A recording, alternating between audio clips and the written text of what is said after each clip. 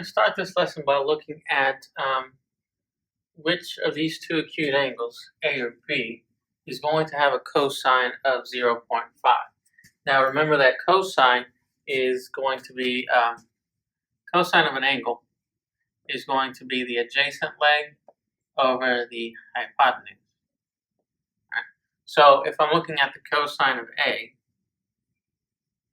right, and I look at from A, my adjacent leg is the square root of 3, and my hypotenuse is 2. Okay, so I know that this is not 0.5. If I look at the cosine of B, and then from B, my adjacent leg is 1, my hypotenuse is 2.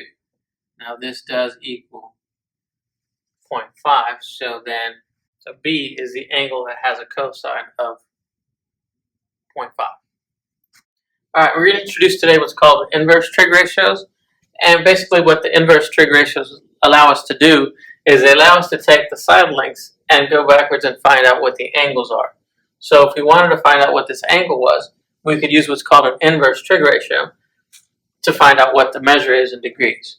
Alright, so the way we kind of write these is I would call this, or I would use my sine function, but we put a negative 1 as an exponent, and we call this the inverse sine function.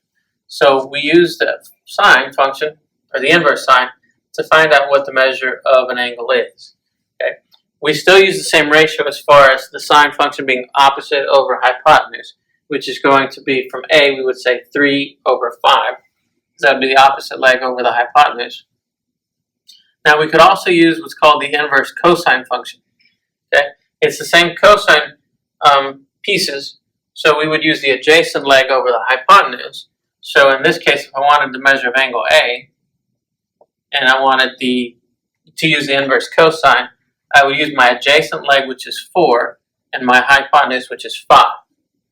Okay, and then if I use the tangent inverse, if I wanted to use that to get the measure of angle A, I would use the opposite leg over the adjacent leg. Okay, each of these three I could use to get the actual measurement in degrees for angle A. So now what we're going to do is we're going to use a calculator to approximate some angles, A, B, and C, to the nearest degree, tenth of a degree. Now, so we want to find out what angle gives us a tangent of 0.75. So to do that, we're going to use the inverse tangent, and we're going to type in 0.75. That's going to give us the measure of angle A. Now, same thing with the sine function. I'm going to use the inverse sine of 0.87, and that's going to give me the measure of angle B. And with the cosine, I want to find out what this angle C is, so I need to do the inverse of 0.15, inverse cosine, and that's going to give me the measure of angle C. Alright, so let's say I want to find what the tangent of A, I want to find the measure of angle A that has a tangent of 0.75. What I would do is on the calculator I'd hit the trig button, select the inverse tangent, and then type in 0.75 and then hit enter. That's going to round up to the nearest tenth. That would round to 36.9 degrees. All right, the next problem says the sine of B is equal to 0.87, so I want to find out what angle has a sine ratio of 0.87. So again, I go to the trig button, and I want the inverse sine of 0.87. Okay, and that comes out to be about 60.5 degrees. And the next one says I want to find out which angle C has, or what is angle C that has a cosine of 0.15. So again, I'm going to hit the trig button, want the inverse cosine this time, and I'm going to type in 0.15, hit enter, and that comes out to 81.4, rounded to the nearest tenth.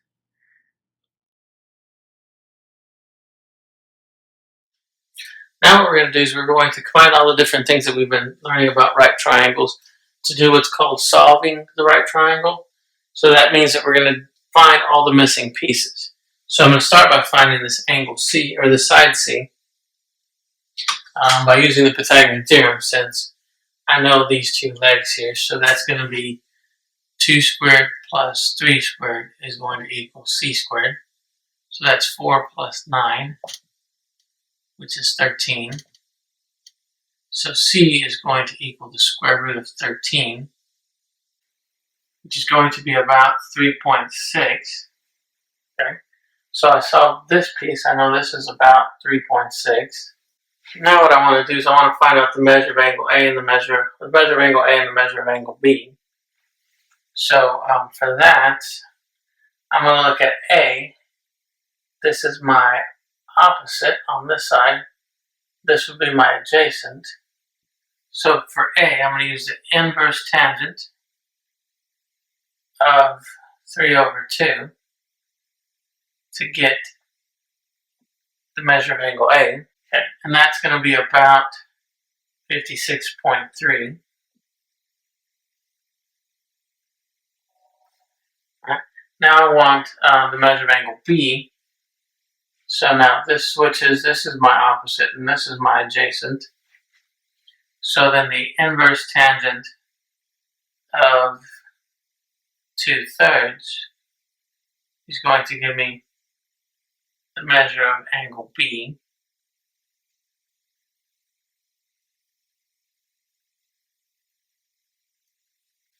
Which comes out to be about 33.7 degrees. So my C was about 3.6. The measure of angle A is about 56.3 degrees. And the measure of angle B is about 33.7 degrees. So that's all the missing pieces of this right triangle. Alright, so let's look at another example. In this case here I have this triangle HGJ, and we want to find this side H, this side G, and then of course we're going to need to find this angle G right here. Okay, so the first thing I'm going to do is I'm going to go ahead and solve for the sides. From 25, this is going to be my opposite side, this would be adjacent, and this is going to be my hypotenuse. Okay, so for I'm going to use sine of 25 is opposite over hypotenuse. So to solve for h, I need to multiply by 13 on both sides, so that these 13s cancel. And so 13 times the sine of 25 is equal to h. And h is going to be about 5.5 units. Now I want to find g. So for that one, I want to use the cosine function. So the cosine of 25 is equal to the adjacent over the hypotenuse. So again, in this case, I'm going to multiply both sides by 13. 1, those cancel. So g is equal to 13 times the cosine of 25. So g is going to be about 11.8. Okay, and then to find this measure of angle G here, the measure of angle G is going to equal 90 minus 25, which is going to be 65 degrees. Okay. So those are my missing pieces.